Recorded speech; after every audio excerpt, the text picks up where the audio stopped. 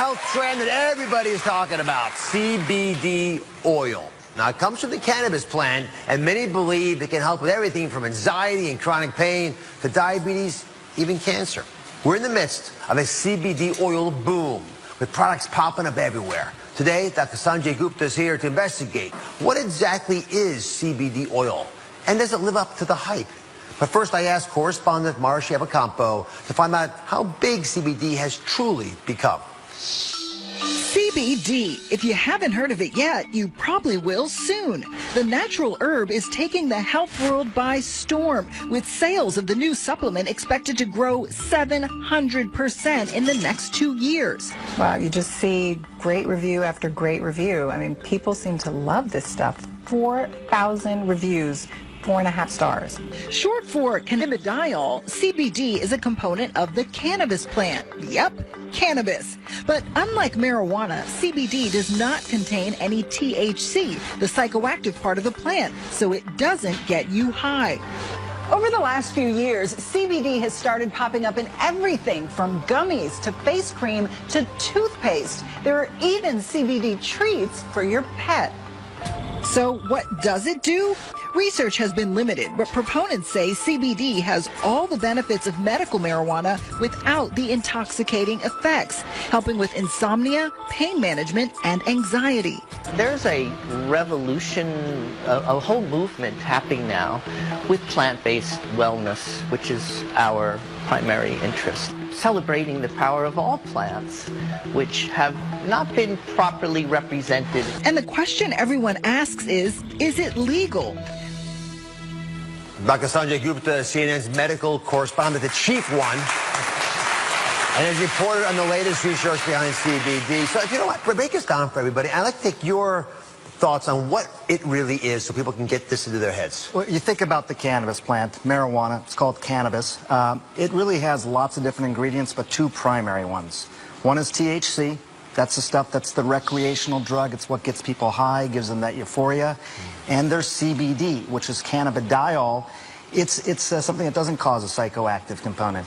It's believed to be a medicine. It's been used as a medicine in decades past, and it's getting this resurgence, as you just heard.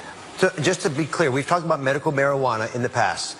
This is not that, right? CBD oil is being sold all over the place. You take the plant and you can pull out certain components of it. So you're just, in this case, you're pulling out the CBD component and you're just using that. And therefore, you're not getting all those other effects that people often associate with marijuana. Which is why I think 47 states so far have said we're okay with it. How is the medical community using CBD oil? This is fascinating to me. I mean, if you would have asked this question 5 years ago, it would have basically been crickets. Nobody was really talking about it.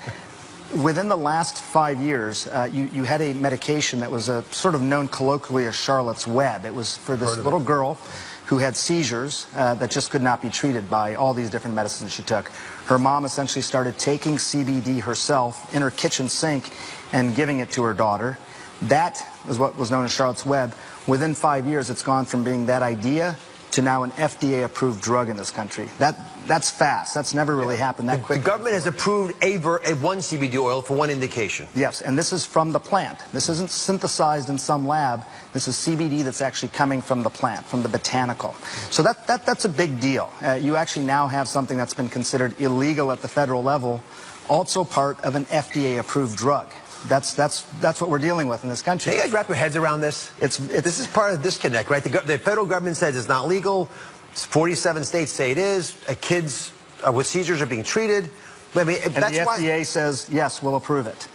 Yeah. But still at the federal level, it's illegal. What is starting to gain more traction, I think, really is what's happening with opioids in this country. What they found, Dr. Oz, was that in several states that had approved CBD legislation, they saw their opioid prescriptions start to go down. So that's an area the medical community is really, really focused on. As a neurosurgeon, you're good at this stuff. Explain to me how CBD actually affects the body. Well, we have all these different receptors in our bodies to basically attract and to have these components activate. But because those receptors are everywhere in the body, you could get an impact just about anywhere. Actually, let's show this to everybody, because I made a little model to demonstrate what Sanjay is saying. CBD produces so many effects throughout the body based on the fact it can bind to receptors in so many of our different organs, right? Places as far away as the intestinal tract and your arm and your spinal column up into your brain. And that's why people say it helps them alleviate pain, right? Maybe help with seizures. It's a pretty serious problem for a lot of folks. Anxiety, pretty common problem that we don't want to treat if we don't have to. Even withdrawal from medications, maybe even the opiates, as Sanjay mentioned. Okay. But think about that. People think it can do so many things because of the CBD oil that is in there. It's touching so many parts of our body. And I love your thought that we evolved as species because we had access to these natural plants, and they understandably can affect us. That's right. And the receptors started to evolve in our body as well. We even started making our own form of CBD in our body. But sometimes it's not enough, just like other things aren't enough in our body, and that's why some people seem to get benefit.